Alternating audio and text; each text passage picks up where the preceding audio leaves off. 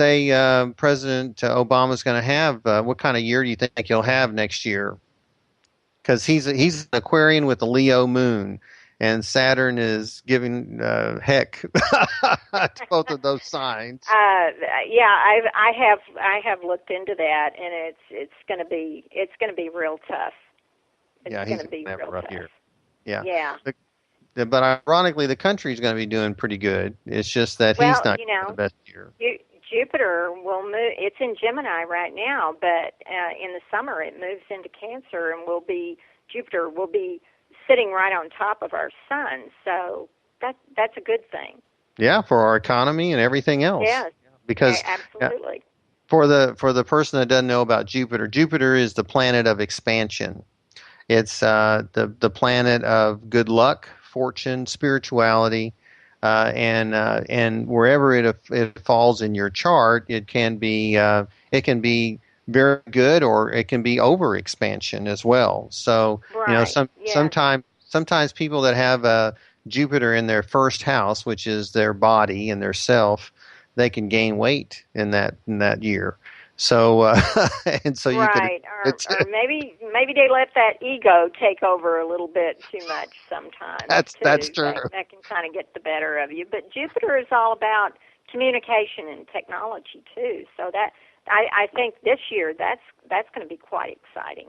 Yes, yes. So it looks like that 2013 is shaping up to be a pretty good year in a lot of ways for people. So I think that's a great relief to hear, because so many people have been just traumatized over the past several years, and so that's a good thing. So Yes, yeah. I think the technology. I think the advancements we're going to see there are going to be quite amazing.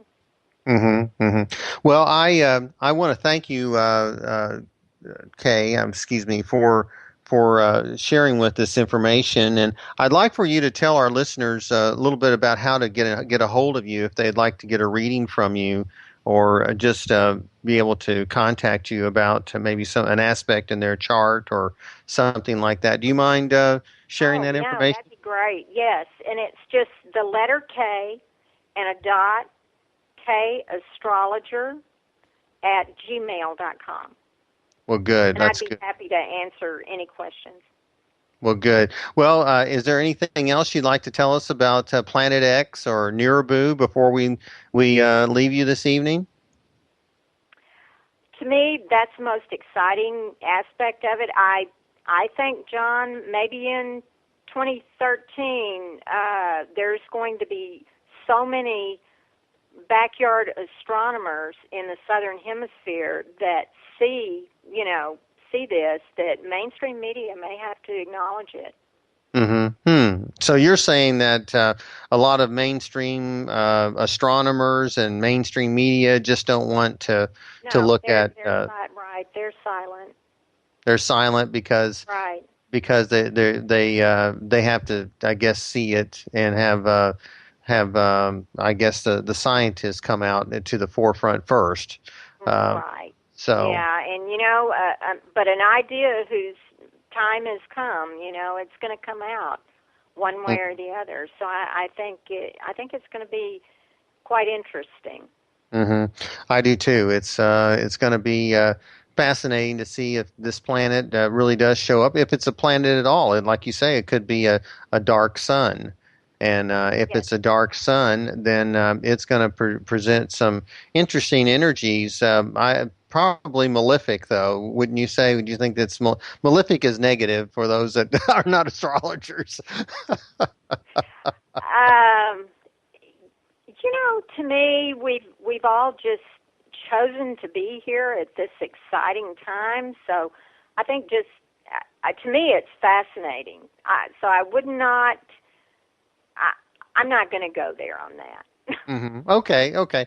Well, it just from the things that people were saying about Right. Nibiru colliding with the Earth. Well, No, that didn't no, happen. it does not collide with the Earth, and but the whole history, and there's a whole nother subject that we can get into if you're ever interested in it on Nirabu, and so it's got quite a history, and it's extremely interesting. Well, because a lot of times people were saying it was going to appear, it was hiding behind our sun, and we just couldn't see it. And they said it was going to pop out from behind the sun, and it was going to come and hit the Earth, and that's where the doomsday scenarios, or some of them, were going to come about. Now, our next guest is going to be Bob Dahdaleh, and Kaye, you're welcome to stay on the in our chat room and stay with us as Bob comes on. Bob is very, very knowledgeable about Nirabu and Ascension and the effects of 2012. He's got a different point of view, and he's going to share with us some websites that our listeners might want to go to and visit to get more information about this particular energy, about this particular planet. Bob's going to tell us about the Neribians, and he's going to share with us about how there are extraterrestrials already protecting us here on Earth. And so I'm excited to hear what Bob has to say. But we're getting ready to go to break, and when we come back, we'll have Bob Dahdaleh with us. So I hope that you'll stay tuned. Please stay in the chat room. I'll get to you if I can. Okay, so we'll be back in just a moment, okay? Okay, well, hello again from the Epic Voyagers radio program on the Inception Radio Network. We're starting our final 30 minutes of our program tonight on 12/31/2012, and we're delighted to have you again. And if you're getting ready to join some festivities tonight, be sure to be safe and be sure to have an enjoyable time. So be careful out there. It's not you, it's the other guy. Remember that. So so be careful, enjoy yourselves, and bring in 2013 on a positive note, because we think it's going to be a good year, just from all the prognostications so far, looking at the numerology, looking at the astrology, looking at all those things. We are saying as astrologers and psychics that it's looking pretty good for us. But we're not quite done with 2012 just yet, and we are looking back a little bit at that mystical date of 12/21. You know, we waited all year for that date to come, and the anticipation was just enormous. You know, why couldn't it have been in February? But no, it had to be December 21st. And so we waited all that time, and it finally came, and a lot of the hype that, or at least the demonstrable hype, cataclysmic things did not happen. And or did they? And here tonight we have with us a very special person. Bob Dahdaleh is here, and Bob has studied the philosophies and the predictions of ascension. He's studied about extraterrestrials working with us as a species. And so I thought it would be valuable to have Bob with us tonight to talk to us a little bit about 12/21/2012 and talk to us a little bit about the planet Nirabu. And he's going to tell us there's more than one pronunciations. But Bob, are you with us right now? Yes, I am. Well, thank you for joining us here on Epic Voyagers Radio. And by the way, I'm your host tonight. I'm John Cappello. I should say that so that you know at least who's talking here, because we're just guest hosts here.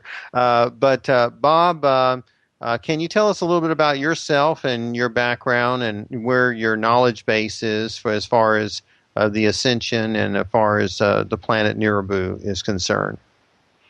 Well, it started back in May of 2001 when I went to Sedona with a friend, and I was told then when I attended a Native American workshop with the Hopi that because of my soul, as old as it is, and where I came from, that in 2012 I will be playing a role in helping people through the changes and the ascension. So since then I've been studying up and reading all the different articles and websites and books and videos everywhere. So that kind of prepared me to be who I am today. So Okay, okay, and you are helping people because you're on our program tonight, and Yeah. I know a lot of people around the world are listening to us, and so can you tell us a little bit about the planet Nibiru, and can you tell us what's the significance of this planet, of the energy of this planet, and about the Neribians and whether or not they're already here? Can you tell us about them? Yeah, the pronunciation that I'm used to is Nibiru, with the B first instead of the R. I've looked it up. It's pronounced both ways on the internet, so either way you can take it. I'm more comfortable with Nibiru. Nibiru. Okay. Yeah. Either way, I got introduced to Nibiru by a lady that basically channels people from Nibiru, and she have a website called Nibiruan Council. You can look it up, or you can look up Jalila Star. She's been channeling the Niburians, and they've been talking to her for the last, I don't know, 20 or 30 years. And she's written several books about what they talk about, and they have done some predictions about what will happen in 2012. Like your previous guest mentioned, that Nibiru have a 3,600-year cycle that comes around. And in the past, in the history, and even in the Bible, they were mentioning Nibiru in the sense that they were mentioning the people of Nibiru, which are called Anunnaki. And, they're mentioned in the different histories and different ancient civilizations. And they've been the ones that basically either help humanities ascend, or some people talk about them basically manipulate our DNA to help us become who we are as humans, as help us in our advancement as humans. Now, when you say ascension, what type of ascension? Is this a spiritual ascension or a physical ascension? How was that supposed to take place, and what can you tell us about that? Yeah, all the above. It's basically we've been talking. They've been talking about our bodies moving from carbon-based to crystalline-based, which is more energy-based instead of being more physical. And also on the spiritual level, we're going to let go of our ego and all the karma cycles that we've been going through, and become more into love energy. That means we cannot hurt each other. We shouldn't be hurting each other, and we can create what we want. The physical level that we're dealing with right now is 3D or 3 dimensions, and in the ascension process, we were going to go to 5D, which is higher spiritual energy or consciousness, and that's where we can create. Most of the ascended masters or the angels or the archangels are at the higher dimensions, and we're just moving up one step closer to where they are.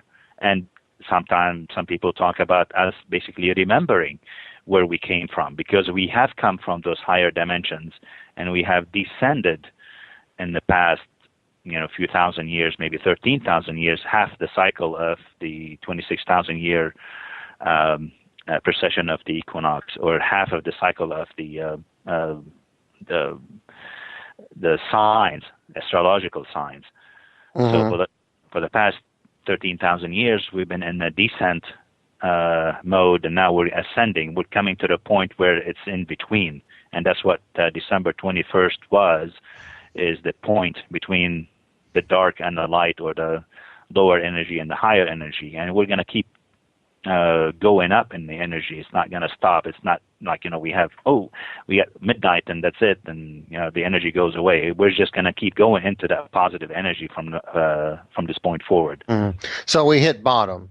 That's what December 21st was. We hit bottom, and we're ready to start moving up.